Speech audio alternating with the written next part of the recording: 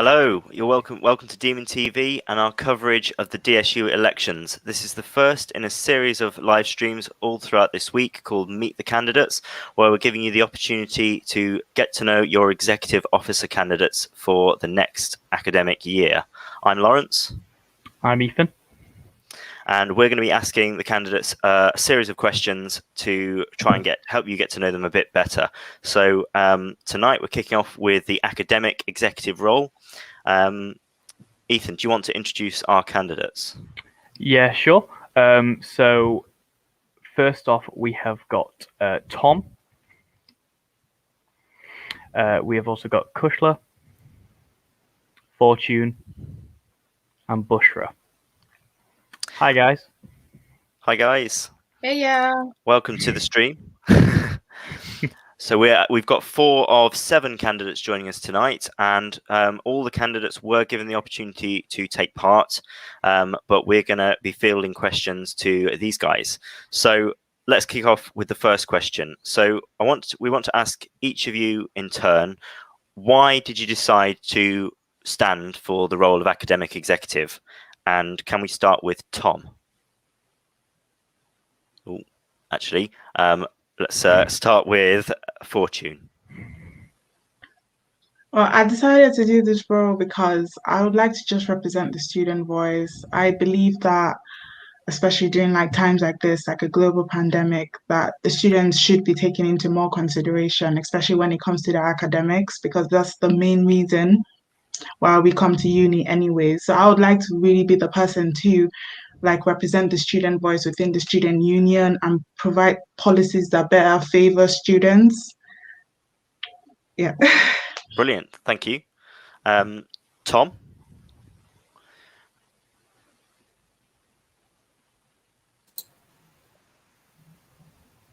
Hi there. Hi, Tom. Would you like me to repeat the question? If you don't mind, please. Yeah. Yeah, no problem. So why are you standing for the role of academic executive? Okay, yeah. So having been fortunate enough to have had past experiences of working with the student union in the voice team, and having first-hand experience of helping course reps with their role, helping people on their courses, and I've also been fortunate to be part of a placement at the NHS during the pandemic. So I've realised and come to realise how helping people is important and how people need the support. So I would like to, I applied to be that support. I applied to be that friendly face for the students out there. Perfect. Thank you, Tom. Kushla, could you tell us why you want to stand for academic executive, please? I want this role because I've got such a passion for the need for interaction and communication for all the students and for them to all have a voice, which, I mean, over the past year has just been a big struggle. We can all agree on that.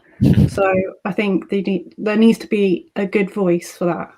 And I think I'm suited for it. So. Perfect. Thank you. And Bushra. Okay, I'm going to start with a big speech. So a big shout out to DSU and Demon Media for giving us the opportunity.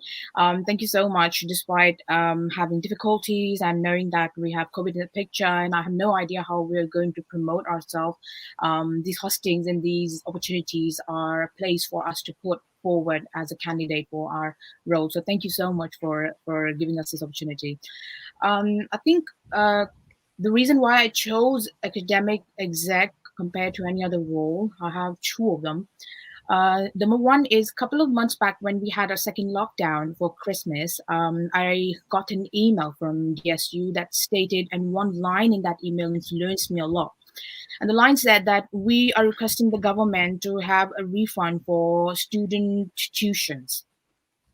So if we look closely among all the roles, academic executives is the only role that specifically focuses on finances. And I really want to work on a campaign that can help students who have lost their jobs, who have to still pay rent, who have to still pay tuition fee, to help them get that refuge, a facility where they can or might have an opportunity to get some sort of a repercussion or some sort of an opportunity where they will be refunded for their tuition.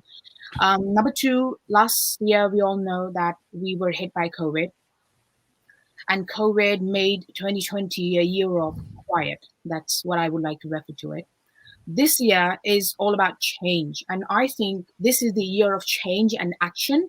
And I really want to take part in this opportunity to shape the protocols, the policies of this university from an academic perspective. So from point A, where we are all enclosed in a computer and learning, to point B, where we will hopefully come close to a future where we will be attending to lectures, we will be meeting face to face. If this year is the one that will make this happen, I want to be part of it because I'm enthusiastic, I like challenges, and I flourish in challenges. So yeah. Fantastic. Thank you, Bushra. Ethan, next question. Yeah, I think we've had a question sent in the comments. So the question is, let's say if you were to lose this election, would you still lobby for the policies in your manifesto without the pay packet? If we could start with Tom, please.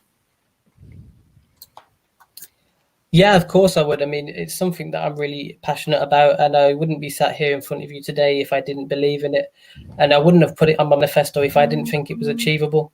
I think even if you aren't in a public-facing view to the public, you should still campaign for your ideas, and that's why I'm here. Really, I'm here to be your voice. I'm here to be your face. And if you have something, but you may not be the most confident person out there, you might not be the most outgoing person, but you have a strong idea and strong opinion, then that is what I am here for. I want to be that face. I want people to come to me. I want people to be happy to come to me. And even if I wasn't elected into a role of academic representation, I would still love to do that, and I would still be a face to those people. It's something that I'm passionate about and would really love to continue whatever the outcome. Great, thank you. Bushra, could you comment as well, please?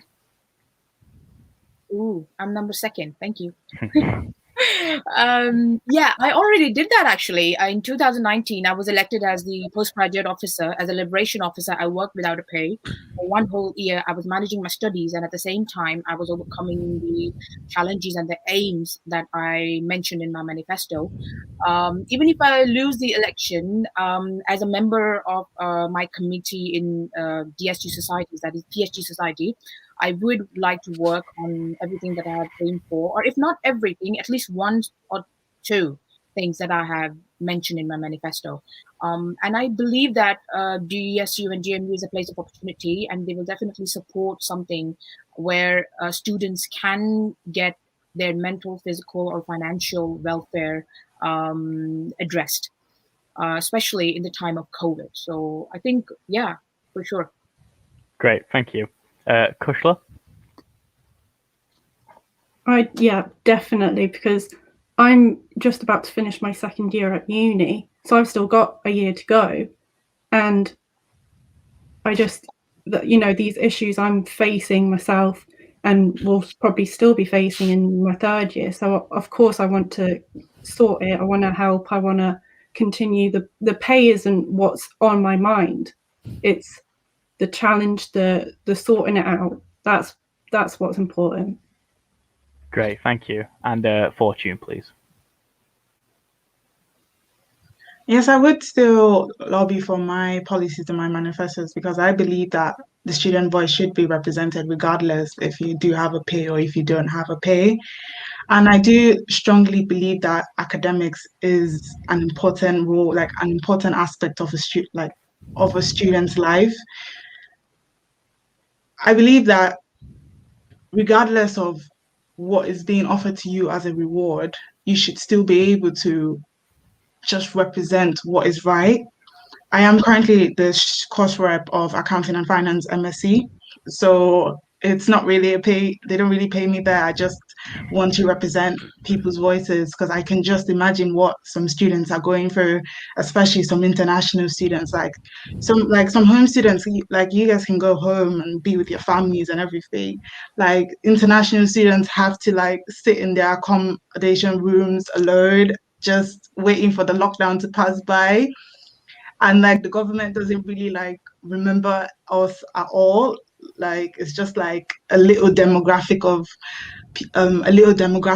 the population that is not really looked at. So I would really want to be a person that would just represent the student voice, bring out policies that better support students as a whole, not just international students, but students as a whole. Thank you. Great, thank you. That was a great question as well. So please feel free to send any more if you have anything you'd like answering. Lawrence, back to you. Definitely. Okay, thank you. So I'm going to try and keep this question brief because I know you've all got extensive manifestos that people can look at if they want to know details. But what would you each say is the core thing that you would like to instigate if you were successful in getting the role? So if we could start with Kushla, please. Well, I've talked to people on my course and my friends not on my course to just get a range. And what's been vocalized the most is feedback, which I thought wouldn't be the number one, issue. I thought finance maybe, but no, but it was the feedback, which I think comes into the interaction and communication issue, which has just gotten worse with the pandemic. But it's just as simple as getting feedback, wanting to talk to your module tutor, and then not wanting to discuss it further. But how are students going to better their work if they can't have the in-depth conversation on it? So I think there should be, after receiving feedback, a lesson the week after where you can have a compulsory conversation about it, just so you can do better. Brilliant, thank you. And Fortune. I would like to pass the message that we are all the same, we are all one, we are all just equal, especially in terms of academics. I see certain things like, I'm not trying to stir anything up, but I see certain things like international students always having to pay way more school fees than home students. It's not like, it's just, I find it a bit unfair sometimes because when I look at the fact that most international students as well have to apply for their visas, which is also a different types of fees. We have to go through very long processes of like proving that we can put this money in account for a certain amount of time. I just see it as if like some things are unfair, some rules and everything are unfair to certain demographics within certain demographics of students. And I just want to put forward policies that are equal for everybody and everybody to feel fairly treated and fairly like they receive the same level of value for the education that they paid for. That's just what I feel like I'm trying to do here. Okay, thank you. Bushra? Okay, first off, Fortune, that was excellent. I actually wanted to point that out. I wanted to bring that into conversation, but the way you manage everything, that is really, really well done. So, Thank you. I think last year I received so many emails that my inbox has turned. Never had been like that. I had 1,100 emails because that was the amount of email that I had.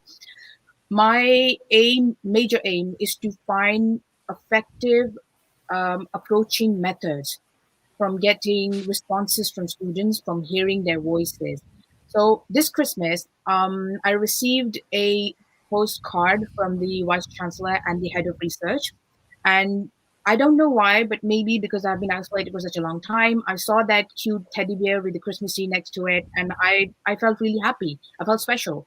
So I feel that this year, when we're going through COVID, we need special ways, special means, of course, following with the protocols and policies, to approach students, to hear their voices. And we have heard enough voices. After hearing those voices, we really need to take action. Feedback, paperwork, all these things, they do matter, but they are useless if there is no meaningful information is taken out of it or there is no action taken on it. As mentioned previously, as I said, this is the year of action. So my main aim would be to find different efficient methods of approach towards students, generating response and taking an action, hitting the hot iron with the rod. So that's going to be my aim, made important. Perfect. Thank you. And Tom.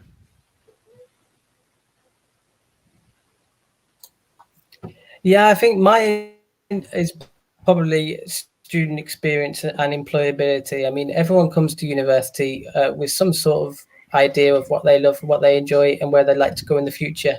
And I think, having been a placement student myself, I think the highlight and the importance of placements and the experience that you can gain from having practical experiences whilst you're at university is really important. So I think ideas like the university employing more students on a part-time basis, giving them that experience, which also helps financially as well, you know, with the benefits.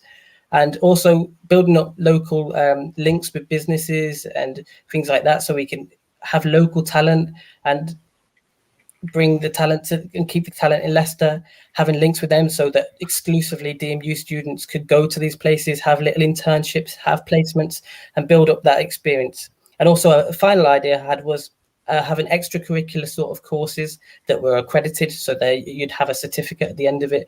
And that's just something extra to put on your CV, something that's going to make you stand out when you go for interviews and things in the future. So I think employability is important, and student experience, making sure that you get the most out of your uni experience. You're paying for it, and so you want to walk away knowing, yeah, that was a great experience of my life. I'm now set to go for the future and help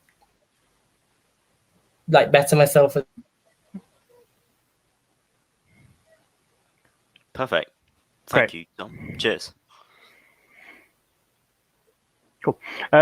So my question for you guys now is, individually, what do you think you bring to the role that makes you good for an academic executive? Shall we start with Fortune this time? I believe that I can bring to this role skills, determination, focus. I'm a very the thing about me, yeah, I'm a very determined person. Like nobody knows this. Like once I put my mind to something, I will not stop until I achieve that particular goal. It's just an aspect about me, and most of my friends know this. Like they know this about me. They just see how I'm such a pushy person in achieving what I want to achieve. It's not about me being a perfectionist or anything. It's just I just believe that you should hold yourself in a certain regard. Like if you tell yourself you want to go do something, if you can't like do something that you told yourself you're gonna do, why should anybody else believe you when you say that you're gonna do something? That's just how I see it in my own type of sorry, in my perspective. And then as well as I've got some experience as well, because I told you currently I am the course rep of accounting and finance MSc. So I do understand how it feels to just I do understand like what students are currently going through. I understand like the stress and the oh my god, I just understand how it is right now in academics, and sometimes you don't even get the type of support that you are seeking for. Sometimes you email your lecturers, they don't even reply on time, or either they just don't even give you the type of response you want. It's really stressful. So I really want to put forward policies and regulations and support in place that would help students just benefit all students in DMU. Thank you. Great, thank you. Great. Tom.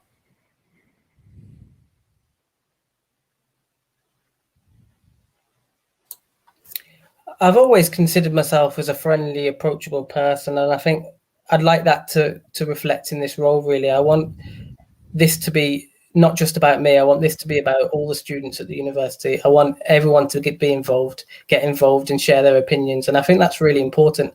And so I want to be approachable. And I think I really am. I think I can be friendly. I can come across, and I'm here to help, and I'm here to make change. That's what this is all about. And so I think my friendly approach and working as a team is what's really important. And I think I've always prided myself on teamwork, on friendliness. And so, yeah, that's what I really want to bring to this role. Great, thank you. And Kushla? Hi, I think similar to Tom and Fortune, I'm a very can-do sort of person, and I'd class myself as quite friendly. And I've kind of learnt this through the training of customer relations. So if I were elected, I would be a key communicator, definitely, with you to have a fuller experience and get the needs you require. Great, thank you. And finally, Bushra. Okay, I don't know if this answer is going to be appropriate or inappropriate, but it's going to be fun. So you see, management, finance, and psychology are like my drug. You bring budgets to me, you bring funding to me, and I manage it. I like to manage. I have experience in it. I have degree in it. I have worked in it. So I do things. I sort them out. I sort the funding. I sort the budgeting. And people come up and say, "How you did that?" And I'm like, I have my own ways, but this makes it more manageable. But at the same time, it's about doing teamwork, and it's about making the work atmosphere more communicative. Just like Kushla said, that she's good at communication. I feel that I have a hunch for debating, communicating well, bringing out others to speak well, not just my own voice, but whoever's sitting at the table, letting them hear their own opinions, voicing their opinions, and working as a team to reach our agenda or to reach our destiny. So I think these two reasons, and last but not least, one of the most important reasons why I believe I can be working as an academic exec is the experience that I have working with the DSU. So I really like it being as a liberation officer working in 2019 for a whole year. So I think it's going to be a great experience to work this time as a full-time exec. So, yeah. Thank you. Great, thank you. Back to you, Lawrence. Thank you. So we're running slightly short on time, and it has been a brief. But my next question is, how do you plan to communicate with students if you were to get the role?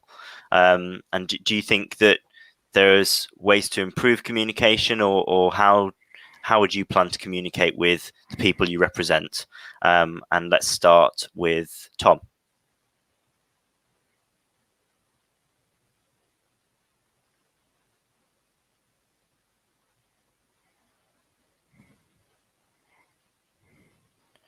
We could come. I tell you what. Let's come back to Tom. Let's start with Kushla.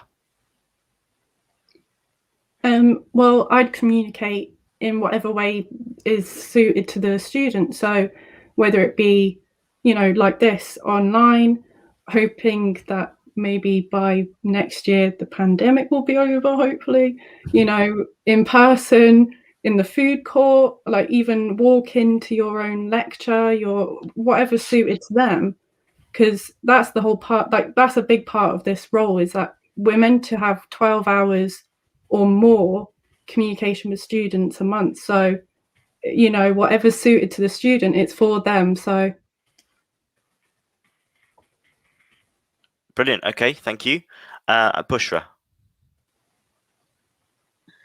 I don't know if previously we did heard or it was cat, but this is one of my campaign.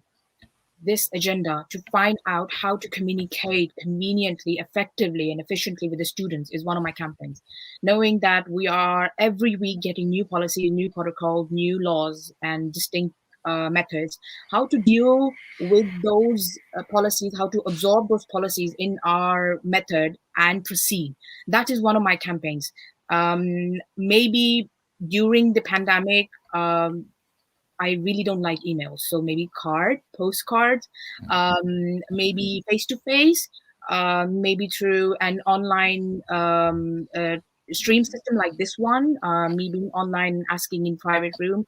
And as soon as the pandemic is over or on the branch to be over, I think I'm going to explore further methods on how to make students more comfortable in approaching the execs, and not thinking that the execs are some intimidating people, but thinking that we are exact same people with the same level of intellect, that is students, and talking to us like as if they're talking to a fellow student, and feeling more comfortable in it. So yeah.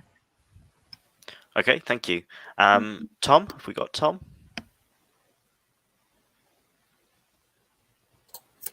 Yeah, I mean, firstly, it has to be noted how important communication is. We wouldn't get many places without communication. So I think it's important that I'm available all the time, make myself available to the students. This is your union. This is what it's for. That's why we were elected. And so you need to be able to feel comfortable to communicate with us. We need to be available for you. And like we've mentioned before, even if you don't get the role, I mean, I'm still here in the capacity as a student. If I get the role or not, I'd love to people to reach out to me. I'd love people to talk to me, and that's why I'm running for this, because I just love talking to people, and I'm a very friendly person. So I think I would communicate through all the means. Really, I make myself present on the campus so that it can let you know I'm part of I'm part of the uni, so that's why I want to be seen around the uni. I want people to be able to just walk up to me on campus, obviously with restrictions allowing it, if we allow that in the future. I want to be available on email. I want to be available for calls. I just want to make myself available for you, and that's really important. I think that needs to be remembered, that for things to work and for things to change, communication is needed. And so if you're out there looking for change, if you're out there looking for something, then get in touch. Don't be shy. Speak to any of us. We're all here for change. We're all here for the same reason. And so any of us will be willing to help you. Perfect. Thank you. And Fortune. Well, I believe that with all types of, like, one thing I've learned from my courses, because I studied business and management undergrad and I've studied accounting and finance postgrad. So one thing I've learned about a type of customer relationship, you would always need to find a way to go to the clients. So in this case, the clients is the students. So the most effective way that I know to communicate with students these days is social media. The teenagers are always on social media. So I would be the one coming looking for you guys on social media, trying to communicate with you. So don't worry, it wouldn't always be about you coming to find me. I would literally be looking for you to get your opinions on the things that you would want changes in, whether it be your deadlines or the type of feedback you're getting or the amount of assessments they are giving you, or whether it's the fees on your academics, whatever it is, I'm always there to listen. I am very friendly. Like, I'm the easiest person to speak to. So yeah, that would be my preferred method of trying to reach out to students, and probably also maybe emails, because emails is also quite good, because I know when I started university, I started checking my emails quite often than before. So I would also try using emails to reach out to you guys quite often to get your feedback on your academics and anything that's bothering you currently in academics, and especially for international students, because international students don't really know about the available services they have, like what they can actually complain about. They don't really know that they actually have more rights than they think. So I would be the one constantly informing you guys that you do have the right to voice your opinions when you don't feel fairly treated in a certain course or whatever. Thank you. Perfect. Thank you. And that brings us just about up to time now. So it's been brief, but it's been good to talk to you all. Thank you very much for joining us, and thank you to everyone for watching. Meet the Candidates will be back tomorrow night to interview some of the equality and diversity candidates. But until then, thank you and have a good evening.